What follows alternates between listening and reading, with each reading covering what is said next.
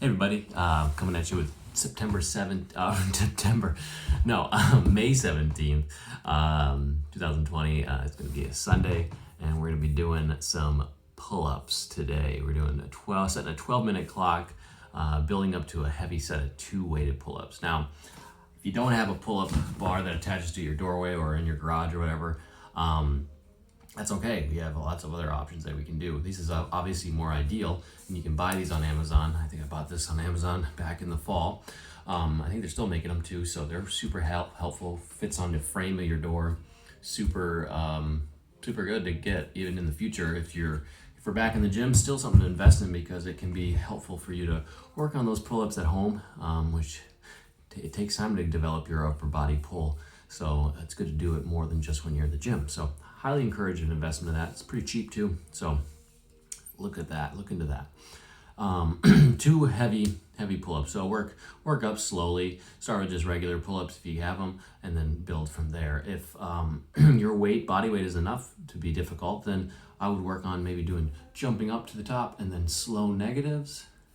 Jumping up to the top, slow negatives. If you got any bands, these are awesome to invest in as well. Pretty cheap on Amazon, but you can buy these and that'll help with some of that body weight, helping limit it so you can do more pull-ups, which I would recommend for those still trying to get that first strict pull-up. So check out that. If you don't have a pull-up bar, that's fine.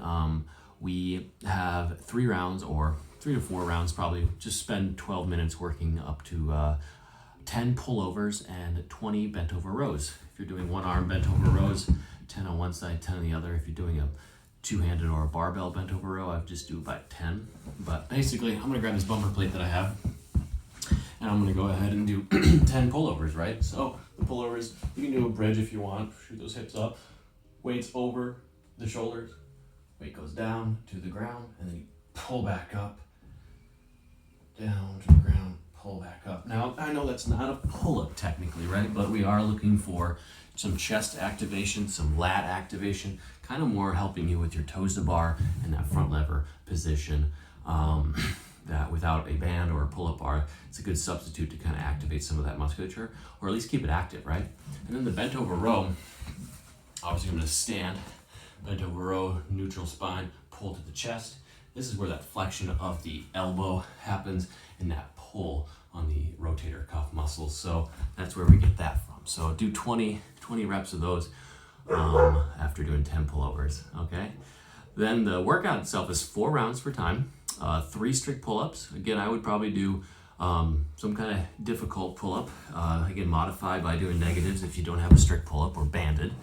And then if you don't have a pull-up bar, then I would do some heavy bent over rows, like 3 to 6 heavy bent over rows with a barbell. After that, 6 tricep dips against a couch, chair, something like that. You got this. Actually, that pull-up bar has a dip component that you can kind of use, which is kind of cool. Who knew? So that's an option as well. But again, a couch or a chair works just great. Toes to post or toes to bar, substitute for us not with the pull-up bar. You're gonna grab onto something, elongate your legs, bring those toes up to the top and then back down. Again, grabbing something with your hand.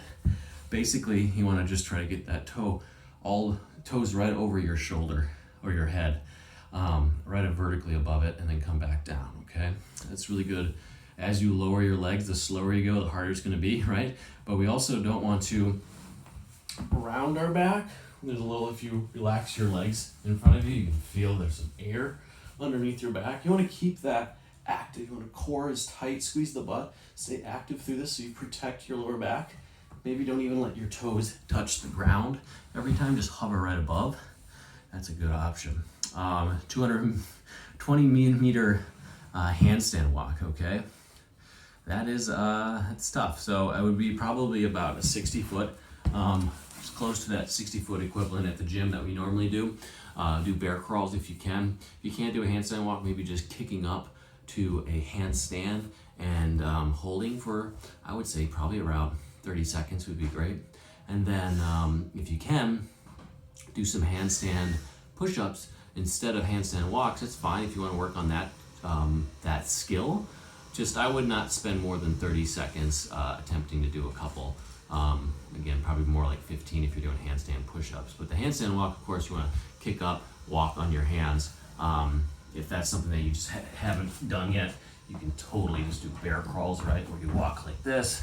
Otherwise, you could do a 360 walk around by twirling yourself on your toes. That's a great option as well. It's not very romantic or flattering, but it is a good training skill for the handstand walk. And then a 400-meter run, so a quarter mile, 0.25 mile. And that is going to take right around probably, a minute 45 to 2 minutes on average for people. So save some time for this. It's going to take some time transferring to each movement. It's a lot of skill today, a lot of gymnastic skill. So be ready to slow down and speed up at different parts that are a little bit easier for you. Cool. Have fun. Hopefully I see you all on Monday for our outdoor classes starting Monday the 18th. So if you didn't get that email, let us know. We'll send it out to you, and can't wait to see y'all. Bye.